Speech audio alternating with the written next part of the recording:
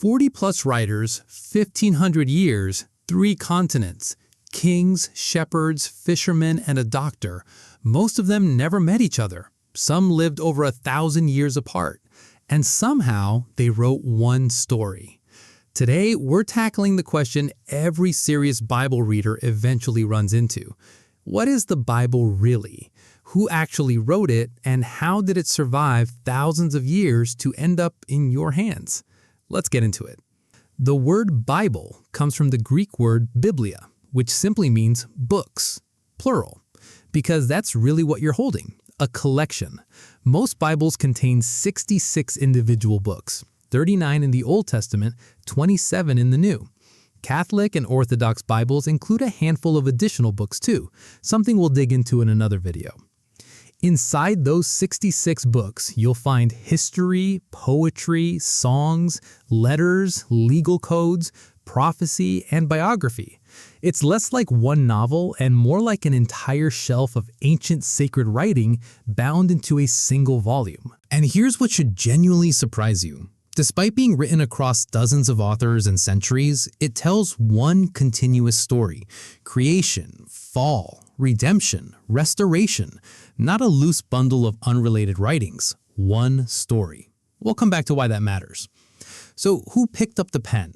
Tradition credits the Bible to more than 40 human authors, and what's striking is how different their lives were. Moses, traditionally credited with the first 5 books, grew up in Pharaoh's palace and later herded sheep in the desert.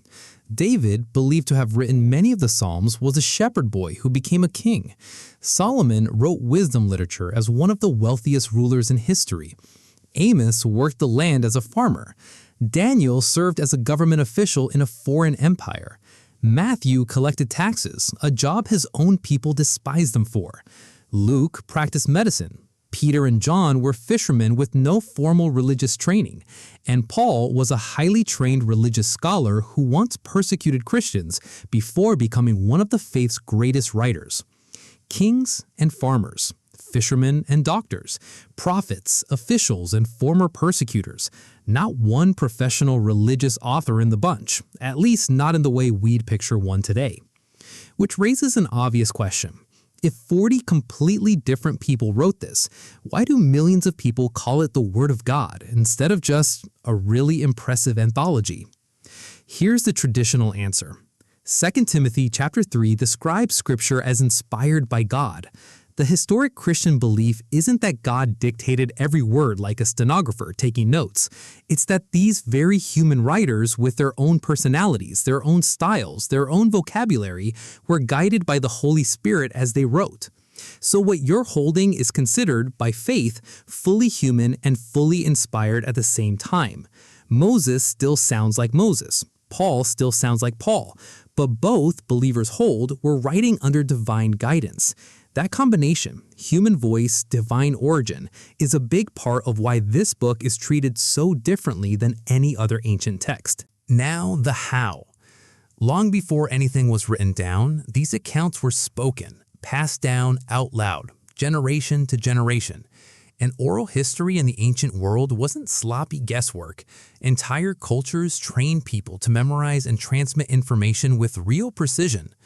Eventually, these accounts were written down, mostly on scrolls made from papyrus or animal skin.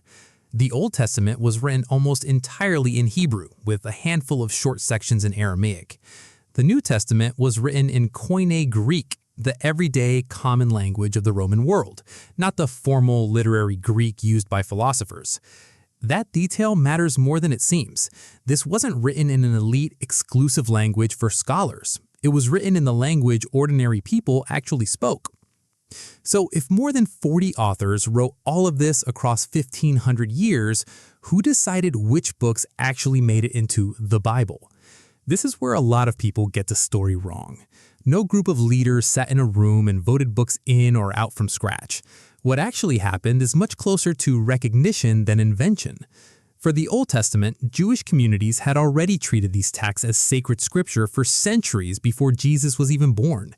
He quotes many of them himself as settled and authoritative. For the New Testament, early Christian communities were already circulating letters and gospel accounts within decades of Jesus' life.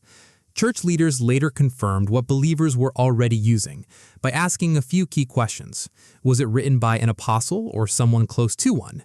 Did it match the faith already being taught? Was it widely used across many churches, not just one?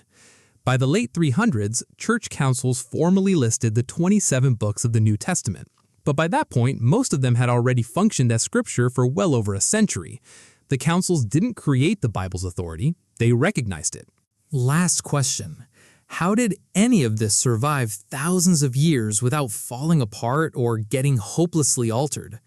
We don't have the original manuscripts. Those wore out or were lost to history long ago. What we do have are thousands of copies, more than 5,800 Greek New Testament manuscripts alone, plus thousands more in Latin and other ancient languages, enough for scholars to cross-check them against one another with striking accuracy. Then, in 1947, something remarkable happened. Scrolls were discovered hidden in caves near the Dead Sea. Old Testament manuscripts over 1,000 years older than anything scholars had access to before. When researchers compared them to the copies already in use, the texts matched almost word for word. 1,000 years of hand copying, and the wording had barely moved. From there, the story continues. Hand-copied scrolls to Jerome's Latin translation in the 4th century, to Gutenberg's printing press in the 1450s, to William Tyndale's New Testament in English, to the King James Version in 1611, all the way to today. Right now, at least part of the Bible exists in more than 3,500 languages, with a complete Bible translated into more than 700 of them. By almost any measure, it's the most translated, most copied, most printed book in human history. So, what is the Bible really? It's not one person's opinion, and it's not one culture's mythology. It's a 1,500-year conversation between shepherds and kings, prophets and fishermen, doctors and farmers who never met, never coordinated with each other, and still ended up telling one unified story about who God is, who we are, and how those two things are meant to come back together. However you come to this book, full faith or an honest question, that's worth sitting with for a second.